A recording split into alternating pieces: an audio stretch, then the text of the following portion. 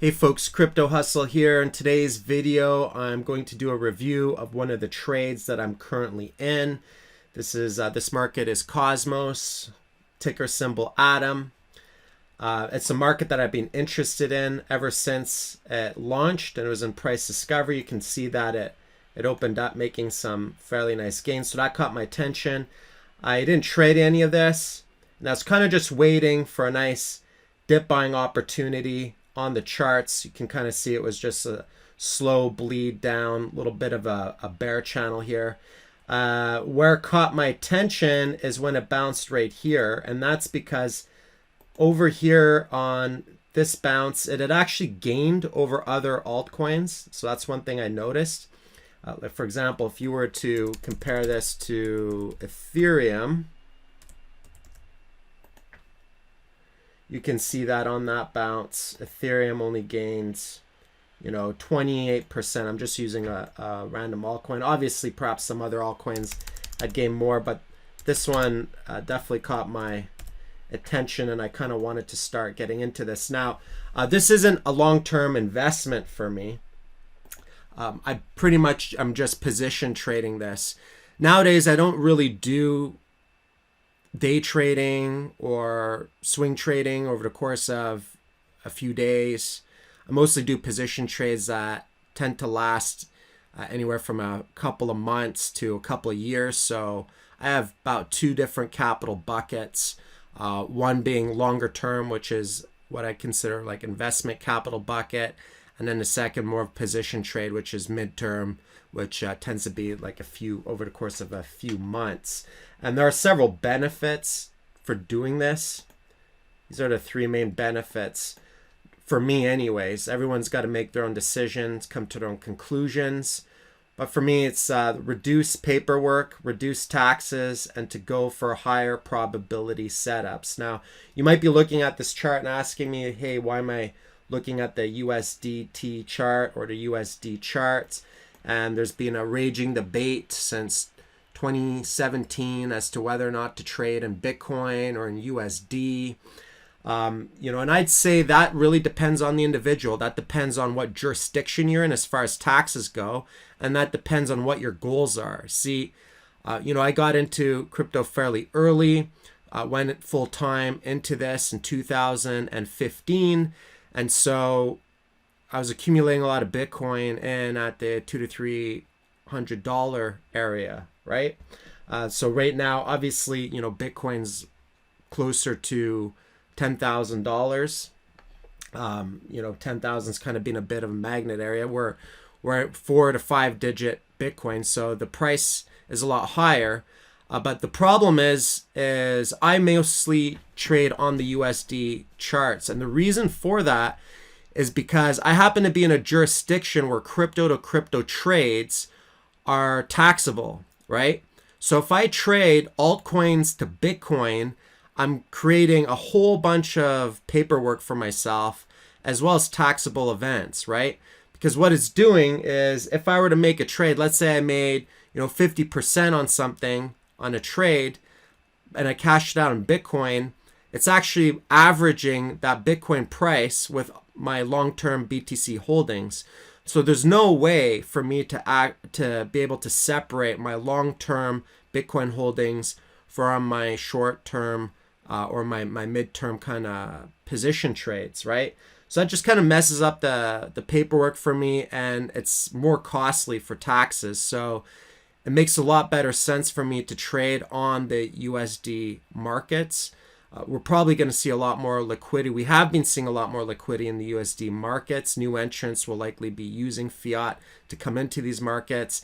And, as these markets mature and the price of Bitcoin rises and so on and so forth, the thing is there's only so much liquidity to go around as far as Bitcoin, right? Because Bitcoins are finite, whereas fiat seems to be somewhat infinite, right? So in my opinion, we're going to see a lot more in the fiat pairs. Now, when there's a Bitcoin fund that comes out, I'll be able to separate that out from my longer term holdings. If there's like a Bitcoin ETF or something like that, then I would be able to perhaps use that for position trades. So that's pretty much my reasoning for that. So let's get into this specific trade. So basically I saw that it made a big gain and I was really itching to get back in here on a dip, and I saw it pretty much capitulated down. So basically on September 25th, I sent out this alert. See down here, this is where I bought. If you look at the chart, it's nothing special. It's nothing fancy. It's a pretty ugly chart. You know, a lot of people like to put butterflies on their charts. I tend to be a little bit more practical. So for me, it's mostly about the trade versus impressing people with how pretty my charts are. So it's descending wedge here. Big sell-off into support or very close to support for possible double bottom, right? Now, how would I manage risk on that? So I got in about mid 19 cents. So as far as managing risk on that,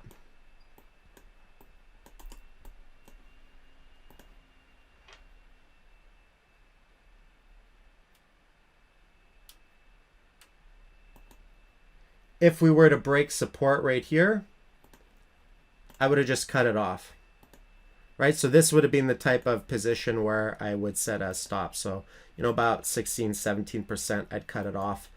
Fortunately, that didn't happen. I held it, and I recently just took some profit off the table, which is why I'm making this video right now. Right in through here. I'll tell you the reasons why I took some profit off the table. I was pretty much gunning for removing most of my risk capital on a double, so I sold about 50% of my position. Now it's funny because in 2017, that was pretty much a meme, sell half on a double.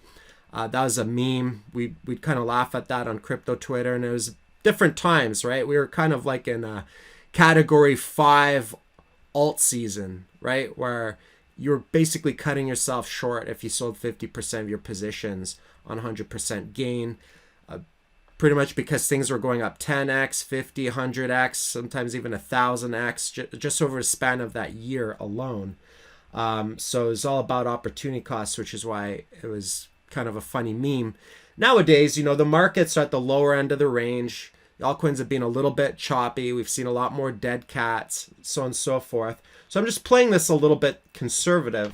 By selling 50% of my position close to a double, what that does for me is it takes out all my risk capital and it makes it a free lunch, right? It's pretty much a free trade. It can do anything at this point, and it's risk free. I'm just kind of riding profit at this point.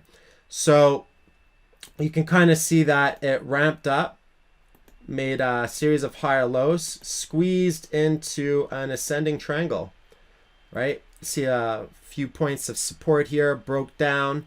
Prior support turned into resistance. Then on the second bounce, it kind of squeezed up into this ascending triangle and then broke out, right? You can see a few wicks down here, but the thing is that you don't really want to get stuck up on how pretty your charts are. It's really, or how perfect they are. It's really the concept and the spirit of the trade. So it's not like you're looking at the ascending triangle pattern and thinking, oh, I'm going to trade this because, ancient Sumerian tablets told me that, this is chart voodoo, and if you do it, you're going to guarantee to have profit. No, it's that you got to look at the spirit of the trade. Basically, the spirit of the chart is it made a series of higher lows, squeezing up into a point of resistance. It's as simple as that. Higher low, resistance point. At this point, prior support turned into resistance. So this is kind of like a key area to break. We did break it. We went up about a 50% retracement. And I like to sell a little bit early. Right? I might not sell exactly right on the fib retracement zone. Sometimes I'll just sell a little bit early. Sometimes just a little bit before resistance. Otherwise, they can become crowded areas and people could get in before you, so on and so forth. I'm not saying this is over. So basically my game plan for the rest of this is just to kind of ride it and see where it goes, right? If we were to have a nice little dip and a throwback down to retest this, just as prior support turned into resistance here, there's a possibility that it could retest prior resistance as support for a nice little throwback. So we'll see. But I'd like to ride this to see if it can actually break all-time highs. If not, then if it wants to chop around, sell off, just go sideways a bit, that's fine. I can be very, very patient with the rest of my position. Let it take its time.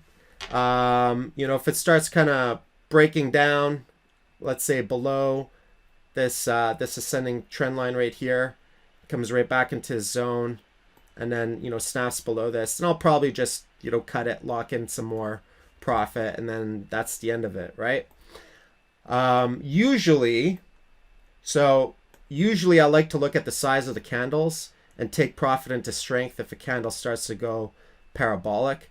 What I mean by parabolic is, sometimes you'll get these massive spikes in the candles, and they're usually not sustainable, right? They usually have really deep pullbacks. They hit counterforce. They hit really, really deep pullbacks. You can see all of these candles here are fairly even. So I would still say this trend is fairly healthy right now. Obviously, anything could happen. It could chop around, but it does seem fairly healthy to me. If I were to look at a target, let's just run an extension. I like the 1.618 zone. Let's say $8. Right? If we can make it to $8, then let's say that would be my next target, 260% or something like that ROI. But usually when you're in uncharted territory, you could have a target, but it doesn't necessarily mean that you're going to hit your target or that you should take profit at that target, right? This is just a guesstimate. It's a place to mark on the map. No one really knows where it can go, really. We're just trying to create order out of the chaos here, right? So using charts and technical analysis isn't about making price predictions. Anybody who thinks that's about throwing darts or rolling dice and making price predictions, heck, if you can nail some price predictions, it's great. It's fun. You can post it, get some clout or whatever. But this is really just about bringing some order to the chaos and just trying to map out a trading plan and, understand and watch market behavior. So there's some instances where one might want to take profit before a target. So I'll give you an example. Let's say I wake up tomorrow and for whatever reason, there's this massive candle, this massive 1D candle, or over the course of a few days, there are these large 1D candles that kind of dwarf the size of this entire rally. Then I know that the chances of hitting some counterforce and having a strong retracement is very high probability. At that point, I'd probably sell into resistance, right? Or wherever the candle would be, maybe even before resistance, depending, right? So you can have general price targets, but I also like to watch market behavior. Or you let it ride. You get these massive candles, you let it ride. Maybe you think there's large candles, but they break into even higher candles. Not saying this is going to happen, but this is what we've seen in the past. And then you see sellers step in, nice big wicks. Looks like the price action is breaking down. That's usually a good indication to take profit as well, right? Anyways, thus far, this has been a great market to trade.